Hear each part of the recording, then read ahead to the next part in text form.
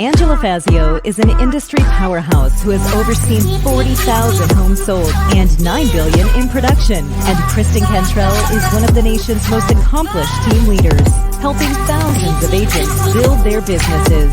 They are passionate about educating, encouraging, and empowering moms in real estate.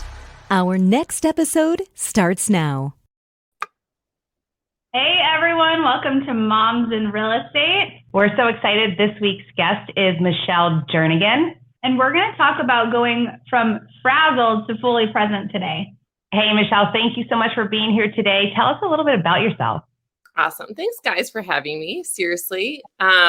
You guys are incredible to watch and listen to every single week. So I'm Michelle Jernigan. I am a licensed realtor in the state of Arizona and in the state of Oregon. This is my 16th year in Arizona and my 3rd year in Oregon. I am married to a man that I absolutely adore, my high school sweetheart.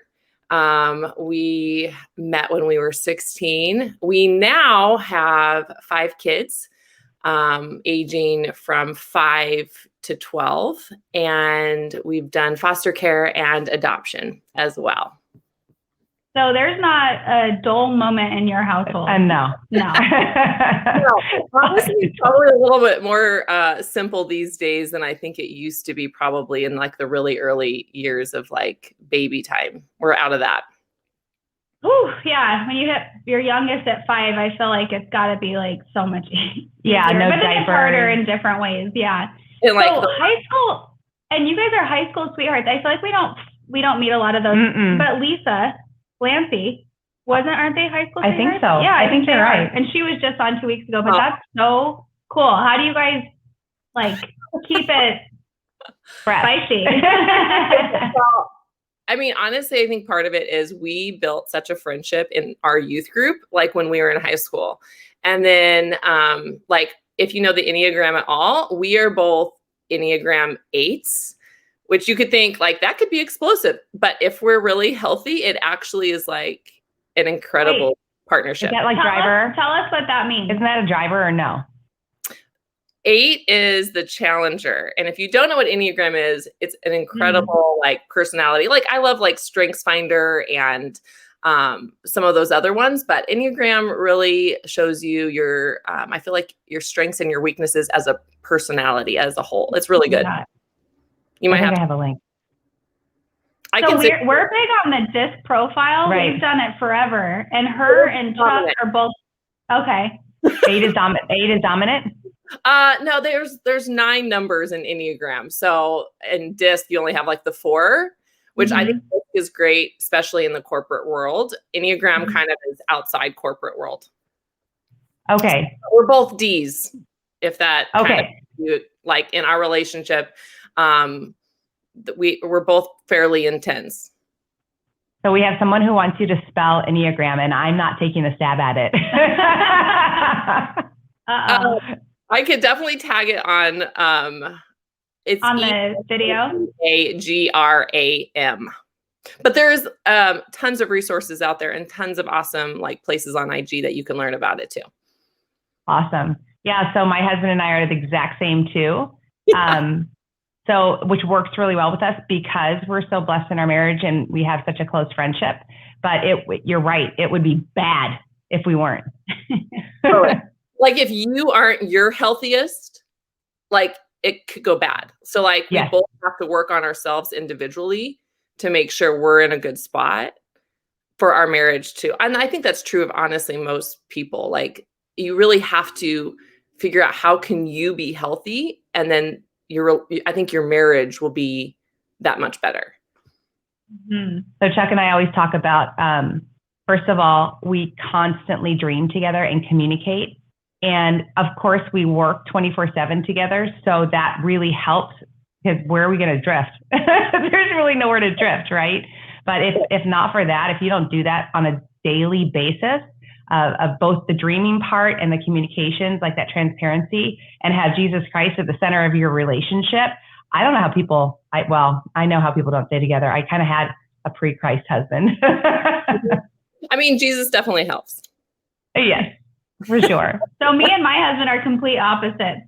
Like complete. I mean, we both have D in us, but he's very like cautious and stable, where I'm like, I do it and then I think. So, and I've never met another couple, I feel like you and Chuck. So here we are. There you are. There's a lot that is going on in common here, because we know that you love Jesus, and we know that you love wine. And now we know that you and your husband are the same as Chuck and Angela. That's enough for a long-lasting relationship right there. I mean, sommelier. I mean, like, how many people do you know that is like going through that process? Not many. I don't think I know a single one. So he's very interesting, and I love him to death. But we are a little bit different. He's introverted and I'm extroverted. So like, I want to be where people are at all times. Mm-hmm. And that probably, like, he can only do that in like small little increments.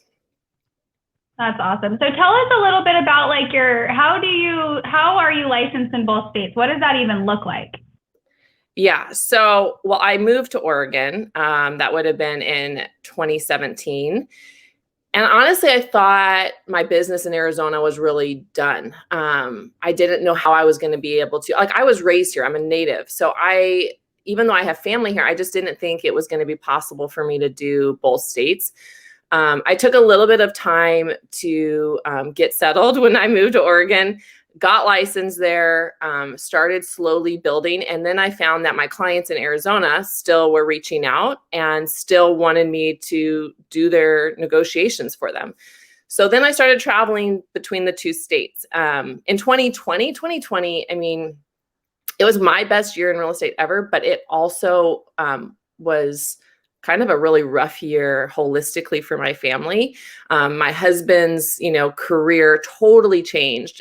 He has since gone out of professional ministry, and it just was a tough year. And we moved back to Arizona last year. I still am doing real estate in Oregon. I don't know exactly how it's going to all work going now flying up there, because I have like so much roots here.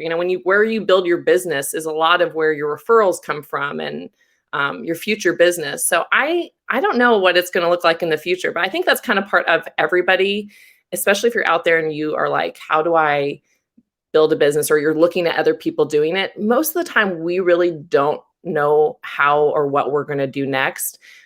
We're just willing to take that risk. So that's all you have to do. If you're like new, you just have to be willing to go to that next spot and take that risk. Because a lot of us are just trying things and hoping something sticks or something works. I think that you made a really good point about risk taking.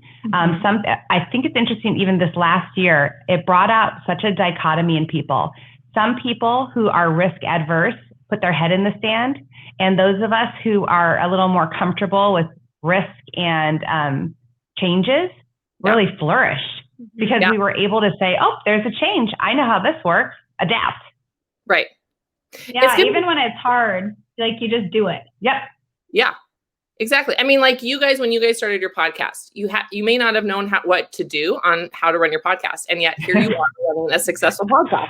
Yes, totally smooth all the time. So smooth. If you guys all could have seen us the 10 minutes prior to the show, it was a shit show. It was a huge shit show, and Michelle was thankfully just sitting there laughing at us. It was my head. Real life behind the scenes, raising children. That's what that looks like. Everything that was on that, like, if you can like capture a snippet of that for like your audience, that was perfect, because that's real life. Yeah. I agree. It is real life. She got to see my jammy bottoms. Yes, full disclosure. I have a jammy Full disclosure, Angela never gets out of her pajama bottoms for this show. But I have a nice shirt on. Okay, I want to go back to 2020 being the best year as far as real estate goes, but yet you were completely frazzled at the beginning, and now you're fully present. So walk us through what last year looked like for you, and kind of how you got from frazzled to fully present, because I think that I'm always frazzled. I don't think I've ever been fully present, so I need to know what you're doing. Honestly, the frazzled part, I think, comes from way before 2020. Trying to manage raising children and working, it's very, very challenging, especially if you are a mom that, maybe your spouse is the one who is out at a job that has hours, that's working full time, and you are still at home raising children and trying to build this career. A lot of your life looks frazzled. And this last year, unexpected things happen to us. And I think that's probably true for a lot of people in 2020. Things happen that, were horribly gut-wrenching in our family. Like, we never thought we would leave professional church ministry. And it happened. And we lost a lot of our friendships and community through that experience. We had a life move to Arizona. And, when you have something like that, like when you have that kind of adversity or conflict in your life, it really makes you take a step back and evaluate yourself, your relationships, your friendships, your faith. All of those things kind of get put on the table. This year, in the last few months, through processing that, I decided to really spend some money on investing in myself, which that means hiring a coach, hiring and being a part of different networking groups and paying and investing in that. And sometimes you may have to spend a little bit of money and maybe a lot of money to get that return. And you absolutely, I want to say, go for it. If it is worth it, you're worth it. So go and do that, because what it made me do is it made me stop and really look at what are the things that I value. And honestly, you could say, well, I value X, Y, and Z, but really when you take a look at it and you really have someone asking you questions, you look at what are values to you. If you're not meeting those values, usually people have like 5 to 7 core values. If you're not meeting those on a daily basis, your life probably is a little bit frazzled. Like, I feel busier, honestly, in real estate now, like this year, than I ever have. And I think 2021 is crazy if you're in real estate. Like, I'm just like, every day I'm like, oh my gosh. Like, it's so true. Oh my gosh. Like, please stay grounded, stay grounded. Like, I'm talking clients off the ledge. Like, it is just so much anxiety out there. Like, it's nuts. And so for me, there's certain things I know I have to do every single day for me to be grounded in who I am. And part of it is having that accountability, right? Like, why do certain teams do well? They have accountability. So if for you need to wake up and work out and make sure that you like are listing out your gratitude or journaling and praying and doing a certain like routine to make sure your day stays on track, like, you need someone probably asking you to do that, because like, as strong and confident as I am, I probably am not going to meet those goals if I don't have someone checking in on me. Mm-hmm. One of which is I want to make sure that I am, a few weeks ago, one of my goals was I want to be at the bus stop every single day, and I don't want to have my phone, and I want to be able to spend maybe 30 minutes with my kids listening about their day. And now I may have to go right back into work appointments and right back into calls.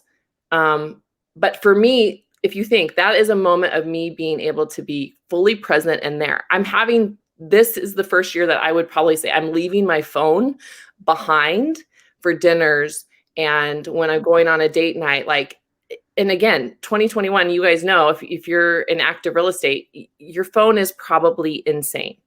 Mm-hmm. Because our market is really, really, really, really interesting right now. Yeah, so absolutely. You have to have boundaries. This is a market that's going to test whether or not you and I have boundaries in our work. And yeah, there's times where I'm going to work really, really long days to try to get my clients what they want. But I can't do that 7 days a week and be okay. Yeah.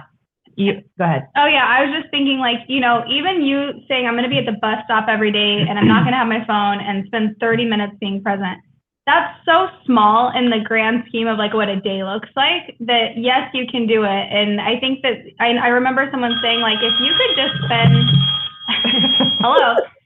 if you could just spend like 10 uninterrupted minutes with each kid a day, like, that's so great for them. And I remember being like, well, who couldn't do that? And it's actually sometimes hard with our days. Like, they're nuts.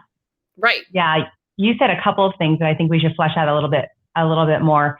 You made a point about investing in yourself, which the funny thing is, I think if you really analyze the majority of women that we talk to, that's probably not something they've given a ton of thought to. Yeah. And I can actually point to times in my history where we intentionally did an investment that fully changed our entire course, whether it be our business or the way that we made a decision. So that's I want to stick on that for a minute. So you said you've hired a coach and you're investing into networking groups. Like, how did you make the decisions of what you decided to invest in? So honestly, I would say this is the first year that I haven't shortchanged myself. So every other year in real estate, my husband had that full-time job and full-time income. And I have made great income and great money in real estate being a mom and working this business. But this is the first time in honestly the last 6 months that I've really thought, okay, like I'm confident in this business. I'm good at what I do. Maybe I should really be looking at my numbers closer and looking at the goals I have and what do I want to do? A big thing that's important for me is generosity. And if I can figure out how to make goals every single year to give more money honestly away to causes that I care about, to church ministry that I care about, to individuals, maybe someone loses a job. Like, I want to be able to do that. So for me to be able to do that, I need to maybe work and save in a certain capacity. Now, I think most people go wrong with hiring and investing because it hurts a little bit, especially if it costs them money. I have found that some of the best return is when you spend it. If you're getting all this training for free, there's tons of resources out there. I mean, we can get free, awesome training all day long, but sometimes paying for coaching or paying for like a certain group of business women or that, you're going to take yourself a little bit more seriously because absolutely your account. So I would say that is where again, our our real estate teams are awesome. Maybe our, whatever kind of friendships you have, they're going to be able to hold you accountable. But like for me, I hired someone who keeps me accountable in my fitness. I hired a trainer last May. Now that cost me something, which means that they check in with me every single week to make sure that I'm hitting those goals. Like, I don't want to let anyone down. If I didn't hire somebody to check in with me, I probably wouldn't be where I am today, honestly, with those specific goals. So I think if you're really serious about taking your business or taking even your life holistically to another level, and I say that I want to make sure I'm being careful because I think I know for me, even in early stages of real estate, I would look at other people who were doing a lot of great things in real estate and I would compare myself in some ways to them or get competitive a little bit because I naturally am competitive. But somebody who's building a team over here that could be great for them. That may not be for you. You may be okay in your situation. If certain things are a priority to you, let's say one of your values is, spending time alone and peace and tranquility, maybe a goal of trying to get a team of 30 in this year may not be a good goal for you. It's going to go against who you are. So, well, and it goes back to like the seasons that we're all in, right? Like right now might be a season for another mom to go and start a big team where even though you're like looking at that and you're like, oh, I really want to do that. You're home with little kids and trying to just juggle the business that you have. Like, it doesn't need to look like that for you right now. And I think that we all struggle with that. And so I constantly am trying to remind myself, like, what season am I in and what's the most important thing right now? Because it's easy to sit and compare yourself. Yeah. And when you compare yourself, you forget. Yesterday, I was doing just a little snippet on saying no. And I was saying sometimes you have to say no to good things so that you can say yes to really great things. And when you're constantly comparing yourself, you're losing sight of what's good and great for you. Because that is definitely not the same for everyone. So yeah, being present, being mindful of what's good or great for you and not comparing, those three things can completely change your outlook in your life. Yes. Right. Like you can have it all, but that doesn't mean that you actually have to be the one to do it all. Absolutely. So I know we don't have a ton of time left, but I definitely want you to talk about your little wine thing going on before we end today, because I feel like it's so exciting. Okay, so last summer, after everything kind of happened in my husband's job, we kind of just had like a really like what you were saying, Angela, about dreaming. Like we just had a conversation of like, what are things you love? So for him, we found out, or we kind of just, I mean, it was just like a really brief, like fun, lighthearted conversation that then has since turned into a business. He loves talking about Jesus. He's a second generational preacher. He loves being able to teach about who Jesus is and the Bible. So that was one thing. Wine is another, because we were living in Oregon, and a lot of people don't know that Oregon is like the Pinot Noir capital of the United States. Like so many of your wines and your Pinot Noirs come from Oregon. Like who would have thought? You always just think like Napa, California, but Oregon is massive on the wine scene. So we had gotten used to going out to wineries and vineyards all the time in the last 3 years. And we like built relationships with all of these families and the generations and the stories of that come out of wineries. So Jesus, wine, and community, that was kind of where those three things were like, how do we bring those together? And we kind of like flippantly like thought, oh, like naming a business Communion is kind of like witty. But we did. We actually went and we started a company called Communion Wine Co. And I have a fully booked trip coming in the end of April. We basically are putting together curated weekends, taking people through wine country, and all of the wine. So cool. Oh my gosh! How does one get invited to this trip? How do you get invited? Hold on, I have like 10 people. You can go to communionwineco.com. We are getting ready to.